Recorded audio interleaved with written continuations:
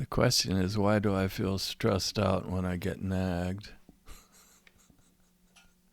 You can, yeah, some of you may be able to identify with this. What's the mystical answer? This isn't information from a healthcare standpoint, but it's from spiritual, mystical. Yeah, man, mystical answers. The answer is, before the nagging's gonna arrive in the place where you are. You'll be sitting there or standing there first without the nagging. Doesn't that make sense? And at that time, you'll feel like you'll feel the way you do. You might be feeling pretty settled or pretty calm and everything, right? But then the nagging begins to arrive, the input of the nag. Some of it might come through the hearing. Some of it might come through the vision. You know, you see the person stand up there going, or the loud noise from one side or the other, you know. So what happens is you started out okay, and then the flipping nagging started, and then you felt somewhat different. What you'll notice is that within you'll feel arising, like the arising of the result of that nagging. It'll feel differently inside. That's what I'm trying to say. And then in response to that feeling, commonly it'll like trigger something. It might trigger you to want to go flee, you know, to take off someplace, to get out of the nagging. Or it might trigger like a fight or flight, basically. You know, you might want to like respond back to them or something. But what I'm here to tell you today is, man, there's a mystical way that before the nag starts, you can abide as balanced. And that as the presentation of the nag arrives, you can actually surf that balanced place in such a way as to abide as balanced. And then from that balance, you can help like neutralize and reconcile the presentation that has just come to you, you know. So let me put it this way. It's possible mystically to set up the equivalent of an old-fashioned scale, to use the human body as an actual tool in which you gather two or more points and rest or abide in the midst of them. Now there's a verse in the scriptures that says, where two or more are gathered in my name, there am I in the midst of them, right? It could be two or more people, but man, it could be two or more points. This is the most profound thing ever.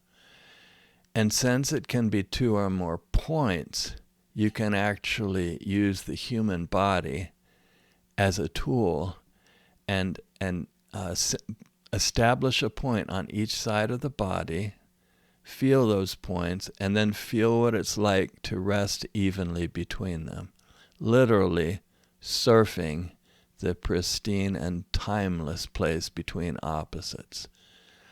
And then as the world, it's always presenting itself to you in new sights, sounds, feelings, and like that. As all these all this input arrives, in spite of, okay, what I'm trying to say is cumulatively, you'll feel with its arrival, there'll be a tendency to lean. You know, you might not even know why you're leaning. It's just, for whatever reason you lean. But I'll say it's this reason. You lean away from things you don't like, and you lean toward things that you do like. So if you were to sample those 2 points and just feel them evenly and rest, surfing evenly between them in the place between opposites, even if you wanted to hold to this and not lean any direction, what you'll find is you actually will lean. You'll actually start drifting more to one side or to another. And that is because life is not stagnant. It's always presenting itself to you in new ways.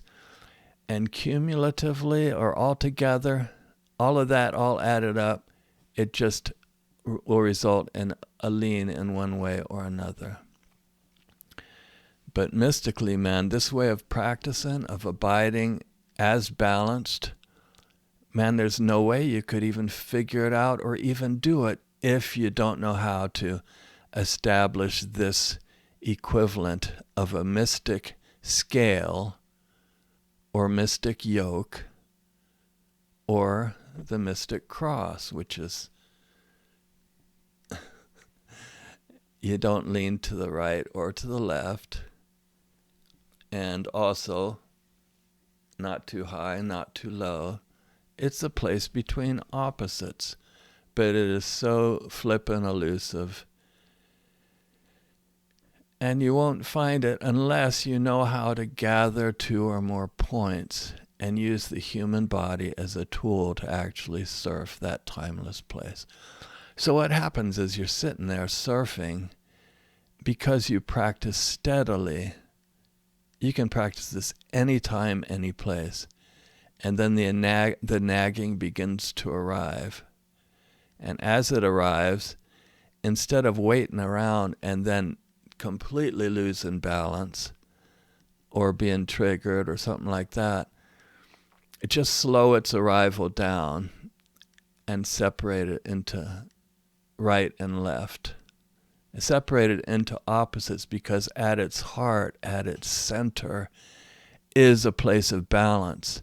So you have your place of balance, and there's the place of balance of that distant object of consideration from which the nag arises.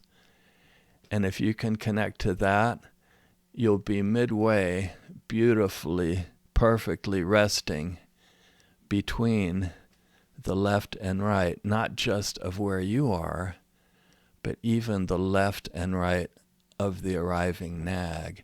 And because it arrives evenly on all sides of you, you can rest in the middle unchanged and ever peaceful. And this is a technique called how to surf or skateboard without a board, which I originated, and I have a video on it, and I also have an article on my website called PrestonFlatt.com. I'm going to talk more about this. But literally, if you know how to establish this equivalent of a scale, as you go through life with its gazillion changes, it's always changing around you. And it's possible to rest in the midst of it. And this is through finding and establishing this scale. So yeah, check out that article and that video called How to Surf or Skateboard Without a Board. And please, will you subscribe? Thanks. All right. Bye.